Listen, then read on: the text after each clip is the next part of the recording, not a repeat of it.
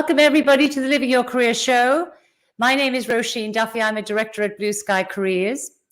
Our theme today is confidence all that is cracked up to be when you're trying to make a success of your career? Research would suggest that confidence is a good predictor of success. Yet people like Warren Buffett, Bill Gates, Elon Musk, all shy, all introverted, and look at the success stories they are today. So what is confidence? How essential is it? And how do we make whatever confidence we have work for us? And today we find out from a very special person. Her name is Kylie-Ann Kobelt. Welcome to the show first, Kylie. Thank you for joining us today. And thank you for having me. I'm very excited to be here. So Kylie is a small town farmer's daughter. And I remember looking at Kylie's bio. I think the town, Kylie, if I'm not mistaken, was 75 people. That's correct. A little town called Dark Peak in the centre of South Australia. So Kylie decided at the ripe old age of 21 or 22 that she was going to head for the big smog. So off to Melbourne she went. And she became what we would call a beauty entrepreneur. So she has bought a number and sold a number of businesses over the last 20 years, beauty businesses. She is known as the solutions creator, or she's the confidence giver. She celebrates and she nurtures individuality, ambition, and aspiration. Kylie is NLP Master Practitioner, and she would credit that with transforming her life. And we'll talk a little bit about that. She is a business trainer, a business and individual trainer and coach. Her job, as she sees it, is to figure out what those underlying issues are, to bring awareness to the underlying issues, to look at what is causing any performance blockers that you might have, to declutter ambiguity, and to reset floundering confidence. So on that note, Kylie, thank you very much. I'm really excited to hear what you're going to have to say today about confidence. So I guess everyone wants confidence. You know, we call it gumption, we can call it conviction, we can call it poise, panache. But really, what does confidence mean in a career sense to somebody who's out there looking for a job right now or looking to build their career? So confidence, I always believe, is in the doing. So when we're feeling confident about something, we're feeling elevated and capable to move forward. In a career, when we haven't done something before, then obviously we're going to have that doubt. So if we've got that doubt, then we might either avoid or go into reverse, or otherwise go and find what it is that we need to know so that we can then move forward, especially if we're changing our career path. What is it that we don't know that we don't know? Some people are really great at actioning that and going and finding out, but then others aren't so much. They'll sit back. I was sort of thinking, some people I'd interview in particular, if they're reserved, gosh, I've interviewed so many people over the years, and, I'm not always so impressed with the people who talk a lot. I'm probably impressed with the people who say what they have to say very intelligently and in a structured and evidenced way, but in a very natural way. If people are reserved, if they have that perhaps lack of confidence before they go to interview, or when they're in that interview, what else might they emphasize, or what other tools might they use that could perhaps draw their attention away from the fact I'm underconfident, but I really know my stuff? I think it always goes back to preparation. If we don't believe that we're actually good at something, or we don't think that we're going to be successful at something, then we are focusing on not being, rather than going for finding out what we need to know about that interview. So, looking up their website, finding out more information about that person. And yes, if you are a little bit more quieter, one of the key tips I always recommend is to ask more questions. Show that you're interested, rather than being interesting, based on what you just said then as well. A lot of people can talk and show their confidence through their talking, but are they actually really listening, and are they showing that they're interested? And I think that's the difference. I guess you were saying a while ago, well, actually, this was during the week, we were talking about the importance of awareness. And you said, to be confident is to be aware. Can you explain to me, perhaps, the relevance or the importance of being aware linked to confidence? Okay, so with awareness, we kind of throw that word around quite a lot. You've got to be present. You've got to be aware. And everyone goes, yeah, sure, I'm present. I'm here now. But really, are you being present? So what I'm going to do is ask you to, and I'll ask the watchers and the listeners as well, to feel the seat that you're sitting on now. Now, you can feel the seat, or if you're standing, feel the ground that you're standing on. Okay, but only just 3 minutes before, you didn't even notice it. So pulling into your awareness is actually sitting in this seat now and feeling the buttocks on the seat, as well as communicating to somebody else. That brings in the true awareness of what your surroundings are. Otherwise, you aren't really present at all. You're just in the moment. And this allows you to pinpoint down into managing your emotions, managing your fear. There's also the learning state where you can open up your peripheral vision. And by having a little pinpoint of where you stare through, you can actually create an ambience of space where you can actually feel more confident. Many trainers do this when they're presenting in front of hundreds of people. They get into a learning state. So there's a few other things that you can do to bring confidence to your interview, to your meeting, in the discussion. Did you notice that when I said it? Well, I was just sort of thinking, we always talk about, for people, everybody, I think there's some people love interviews, most people hate them. And you're in this sort of awkward situation, often with a panel of people, 3 or 4 people looking at you. And it's that sort of uncomfortable, you can come in now, Roisin. And, there's that, I've never been in this office before. I've never really spent any time with these people before. Perhaps I have. There's that kind of foreboding feeling of, I feel like I'm walking to a death sentence here, It occurred to me that what you just did would be a great composure technique for people, whatever about confidence, in terms of bringing them into a state of their own reality, into a state of their own comfort, before then they're projecting what they're trying to project. And the other thing too is that when you're concentrating on that, whether it be the seat that you're sitting in or a pinpoint spot in a room, it actually, while you're concentrating on that, your mind's thinking of that, it actually dissipates any of the emotion. So the fear gets dissipated, and it allows you to catch your breath in that as well. So when you're practicing that, you actually can't be very emotional, because it's kind of like your brain can't do 2 things. If you're wanting me to focus here, but I've got all this anticipation and overwhelm coming in, you're actually saying no to that and giving yourself a free run of being able to present a lot better. I mean, I'm nervous all the time when it comes to talking and presenting.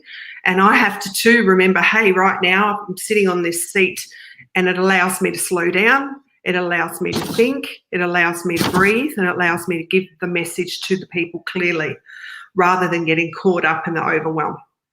And the overwhelm itself has a real fast energy. So that overwhelm pulls you into more overwhelm. So it's about being able to take that step back when you go into an interview and push out all the loud noises that are inside your head. And that's probably one of the biggest tips I can think of. There was a saying I recalled too while I was having a talk to you the other week. Confidence is like running water in a house. You may not understand every detail about it, but when the water doesn't run through the pipes into the glass, you know it's not there. You can see, my God, the water's not coming through. And I think the curiosity has to be with confidence, the curiosity has to be with, well, when the water's not there, I have to go and find out why it's not there. What am I looking for to change? Like, what do I need to fix? Did the tap stop working? Have I not paid my bill for the water to come in? So when we don't have the confidence, and we know we don't have the confidence in a specific thing, I think it's really about going and getting curious about the reasons why I don't have confidence, and connecting with someone that can give you the answers and give you the way to fix your tap or pay your bill. I think that's a really good metaphor to be able to understand that it's something that works, and then it's something that doesn't work. And when it doesn't work, to investigate what that looks like and then make those changes according to what you might feel you need, that enables you to get into that interview room feeling more confident. We've got plenty of time to prepare for that. And in that makes some amazing changes as well. I think also we talk about confidence. We have some people are overconfident, some people are underconfident, but there is more than confidence to an interview. There is more to confidence than being good at your job and being recognized for what you do. We often hear of the quiet achievers. We often hear of, people that go, I say quiet achievers, but people that are strong in different aspects. Some people are really, really good with technology. Some people are really good with detail and process. You don't have to be the person in the meeting that leads the meeting. You don't have to be the person that stands up and gives the presentation.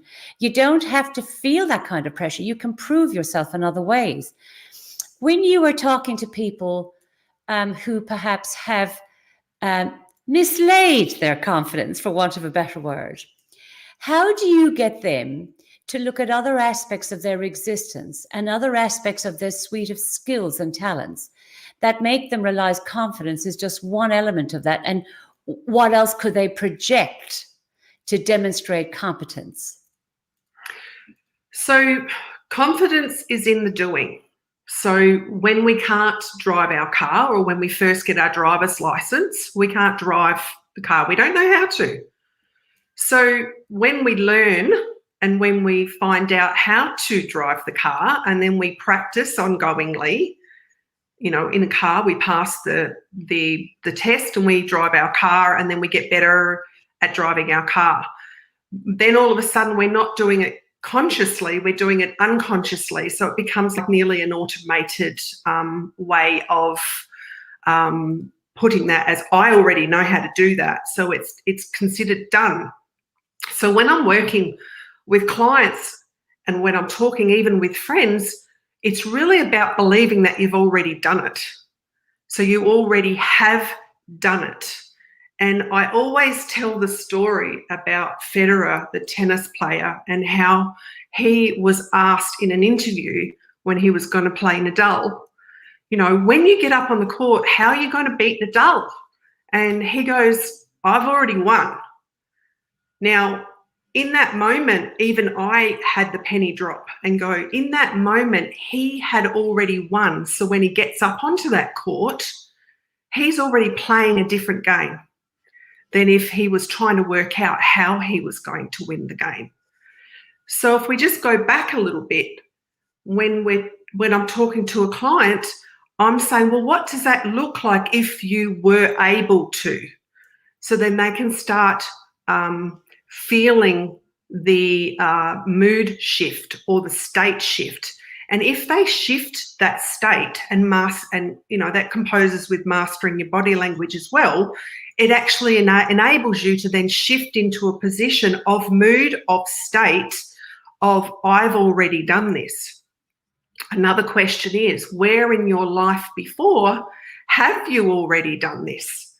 So we can often highlight where you've actually succeeded in so many things before. So let's have a look at how you went around doing that, because I know I'll do it differently to you and to the listeners. So then what you've got is a strategy on how you do confidence or how you do success. And you can then pretty much, as I say, template that and put it into well, this is the how-to for me to be successful. So it's kind of like your own little stamp of how you get things done for you. Does that make I think what you're saying is visioning, preparation, practice, drawing on experiences, even if they're not the same experience. Well, if I can do that, I can do this. So you've got to find within yourself, if you've got lost confidence or floundering confidence, you've got to go back to the stuff that you're good at and the things that you've achieved, you're saying, and really use those to fuel your fire. A lot of people need convincers. The thing is, if you go back and see where you've already done it, that's the biggest convincer that you can actually lean in on. Some people look for external convincers. Some people focus in way too much on how they're feeling, like I feel heavy-chested, or I feel like I can't talk, I'm all choked up around my throat.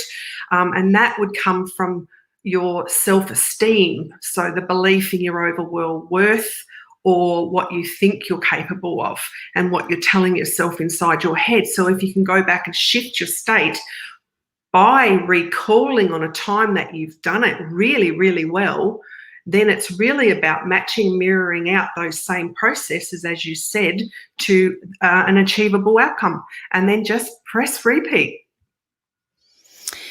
It's interesting. You've obviously worked with a lot of individuals because you're the solutions creator. You know, they've got businesses and their businesses may be floundering because their confidence isn't all that it could be. Or perhaps, you know, individuals who, I know you probably do a lot of work in mental health. You do a lot of work in all sorts of different situations. But for obviously the purpose of what we're doing today, it's really about job seekers. It's really about building careers. It's about being true to yourself in terms of the things that you want and need from your career. But do you believe leaders are born confident? Or do you believe, you know, these are traits that are developed?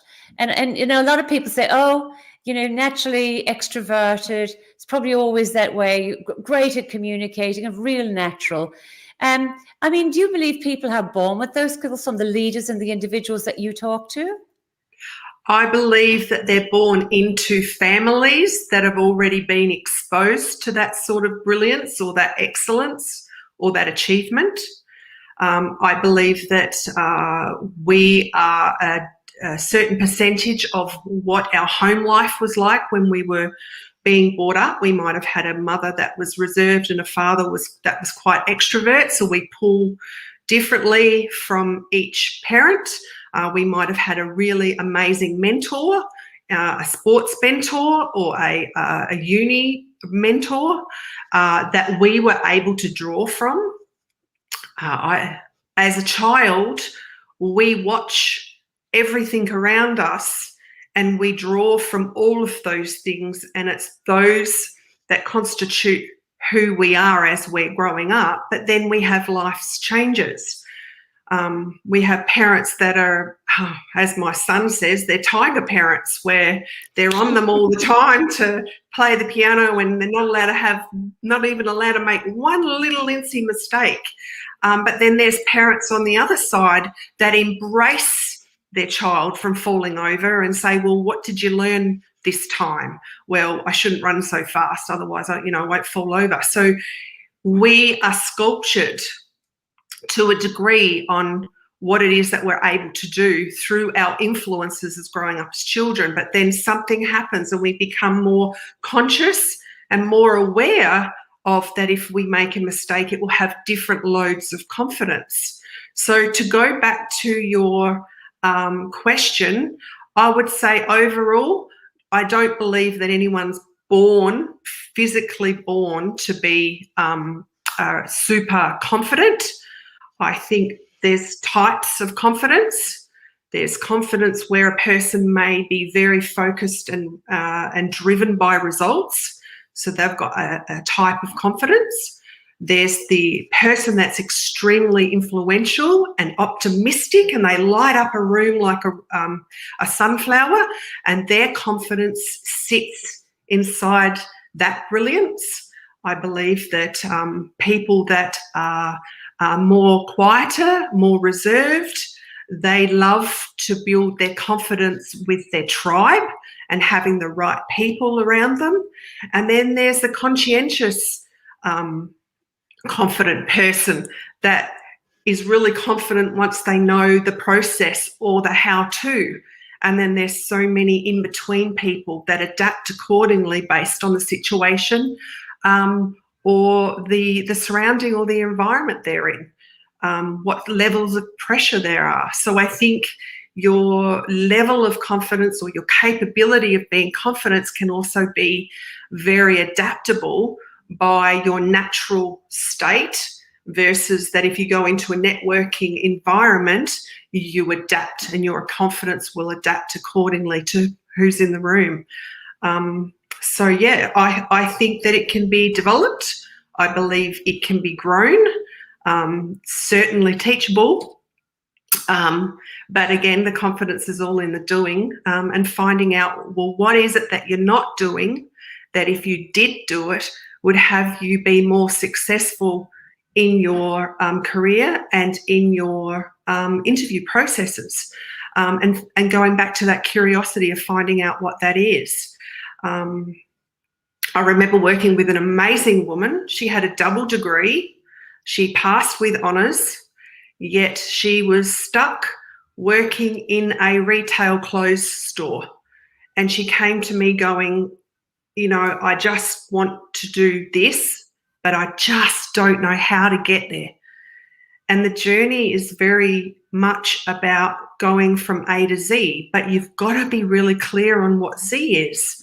So we got really clear on what it was she wanted to do, how much money did she want to make, how many hours did she want to work, what would that do for her if she had it, building up the why even more so that she could get herself into the position to take those next steps to go for that job that she wanted to go for and follow that career. Of course, there's increments. There's people that we might know that you need to talk to. The best people to talk to are the ones that have already done it. So who do you know that's already done it? And learning and asking as many questions as you can to find out, well, what is my next step? How can we go there? You know, what conversations are you having in your mind that are stopping you? Could you be asking yourself better questions? Could you have a cheerleader cheering you on inside your mind rather than someone that's ready to just, you know, tug at the back of your pants and pull you back and put you back into your seat? So everything is possible, and she did it. We connected to the right people. We put out a pathway for her.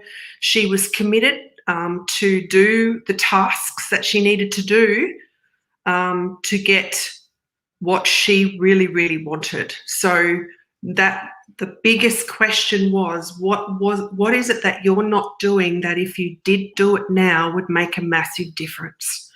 And that could be getting yourself a mentor, a tutor, whatever it is that you need, somebody that's already done it.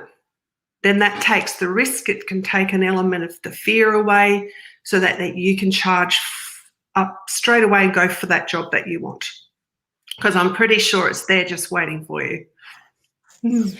It's interesting. I was curious, do you see an apparent gap between perhaps male and female professionals? And I'm talking, when I say apparent gap, an apparent confidence gap.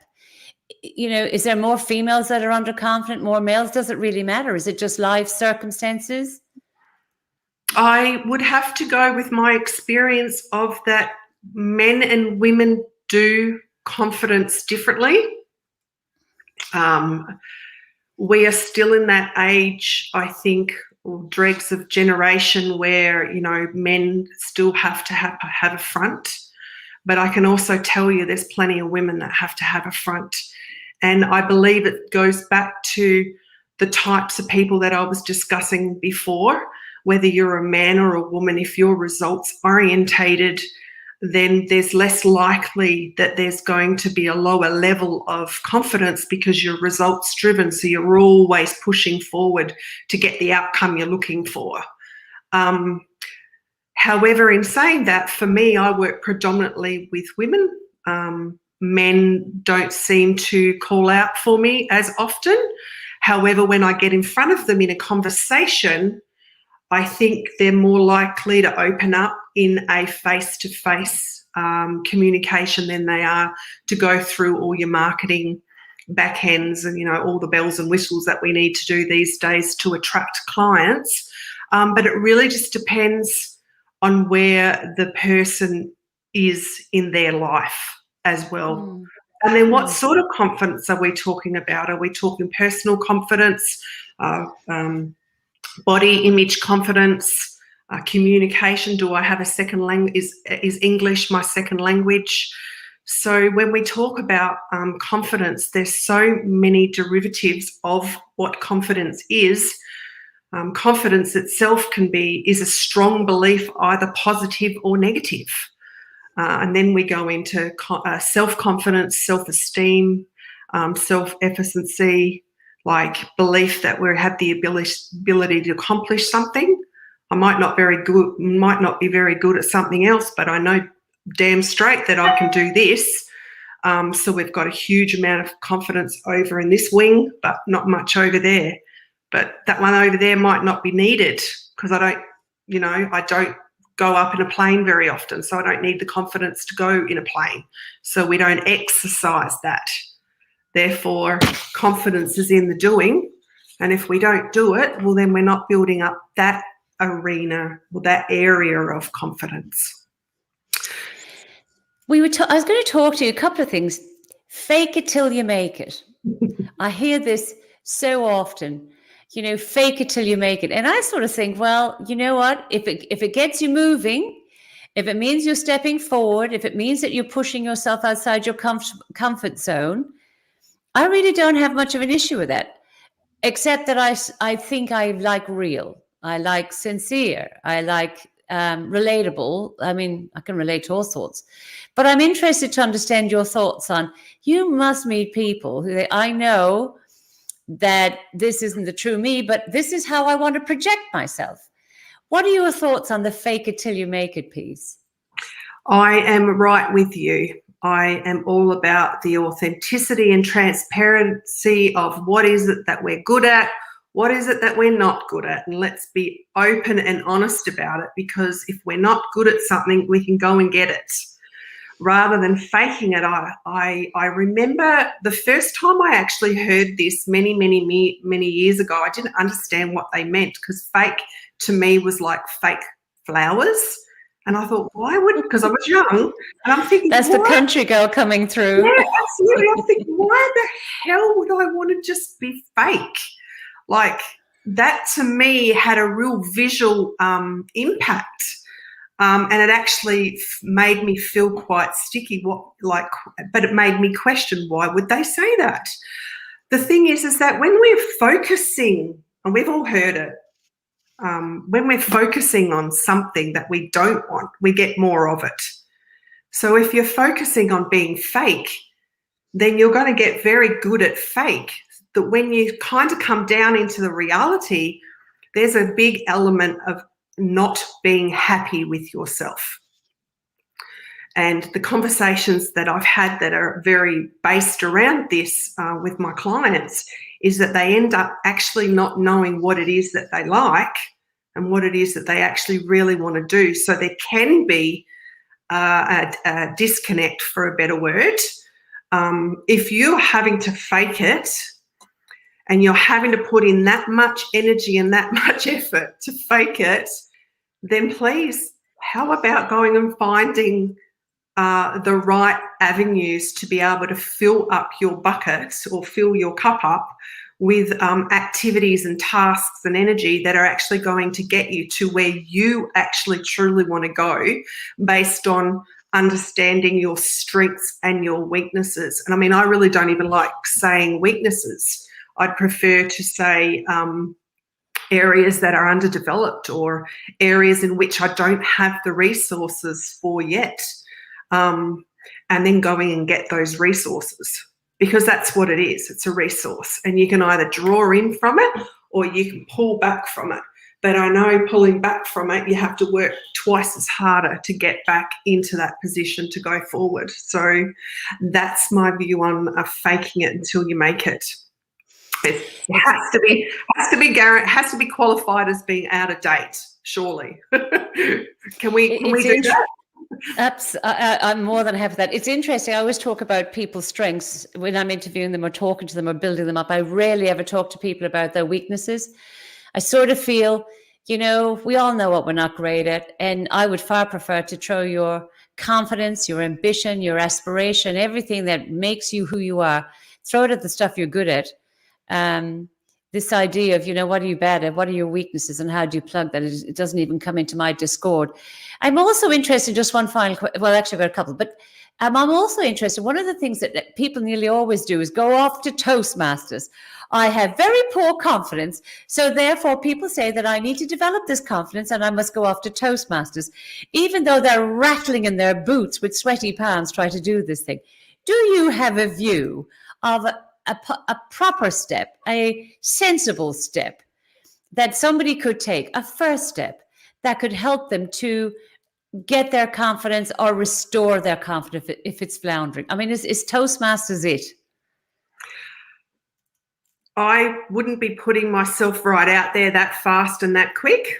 I believe that it is really a good idea to take smaller steps. The other thing is, and I can draw back on some of my experiences, and one of my biggest experiences was, if I want to do it, I just go and do it. I didn't realise just how much lack of confidence I had getting in front of a video and talking to people. I mean, I do even struggle doing podcasts in this environment as well, purely because that there's something underlining that stops me from feeling confident. But the best way to do it is confidence is in the doing, but doing it in bite sizes. So practicing little things like going to a birthday party and getting up and saying a speech of just saying happy birthday and thank you for so much for having me, like little bite sizes of pieces of putting yourself out there and stepping out of your comfort zone. With the video, I just went in there full-fledged and got in front of this huge, massive camera, and I had to remember all my words, and I was like a possum in a spotlight. What I did learn quite a few years later was just getting your video, your phone in your little, what is it, the thing it sits in, get it in there and just sit in there and have a teleprompter, practicing speaking in front of it. So you can also do that as well as making out someone that you know that you really, really have great rapport with and that you really appreciate, and you know that they're a big supporter. Make out that person is in the room. Make out that person is behind the camera or in the podcast room with you. And that itself, if you're focusing, going back to something I mentioned earlier before, if you're focusing in on that person, it helps to settle down the rest of those nerves as well. But bite sizes, Toastmaster can set you up from never not wanting to do it before to do it again. But yeah, come into it bite sizes. I do believe that there is classes and that you can do that give you the stepping stones in. But if you don't have the confidence and you've got internal dialogue and limiting beliefs and limiting emotions, then they're in an unconscious state. Sometimes we can only make the best of those in a conscious state by practicing and by doing. Alternatively, I work with my clients with NLP, which is neuro-linguistic programming. So we actually work with that unconscious realm to make the changes at an unconscious level. So we can identify, release, and then come up with some new strategies of being able to do it differently. So you can always work with somebody that have those qualifications as well, which is a kind of a little bit of a segue, but it is available to people to build up their confidence. We need to wrap up. We've the things that kind of strike me about my conversation with you today, Kylie-Ann, is that you actually make me think about things that I take for granted, that I am probably confident. I wasn't always confident. That whole idea of, preparation, I think that applies to anything. I think preparation equals results. I think the awareness that you're talking about, look inside yourself and understand why. Role modeling, as you said yourself, if it's not something you're comfortable with, and also practice the doing to build the confidence. And I think, there is just so much for what you've shared with us today. And also you've shared it in a structured way with a natural flow that when you actually think about it, it makes sense. And I'm going to say this to anybody tuning in at home or at work. Confidence, I would look confident to a lot of people, but I rattle inside just the same as anybody else. And I've got to do my preparation just the same as anybody else. Because if I'm comfortable with my material, I'm clearly going to look a lot more confident in the way that I'm presenting it. And if you listen to Kylie-Ann today, she was nervous coming on this podcast. And, I said to her, you're an expert in your area. You need to share that knowledge with people. And I'm very grateful that you did, Kylie-Ann. So thank you very much for coming on the show. And thank you very much for having me. And confidence is in the doing, isn't it? So here I am. And it is always gets easier. And that's a very good point. So take those first steps, perhaps take yourself marginally and in incremental steps outside your comfort zone and start building your confidence. The Living Your Career show airs every Tuesday and Thursday, Brisbane time. I'm going to bid farewell from Kylie-Ann. And from myself, thank you. And until we catch up again next week, keep living your career as only you can. Good day, everybody.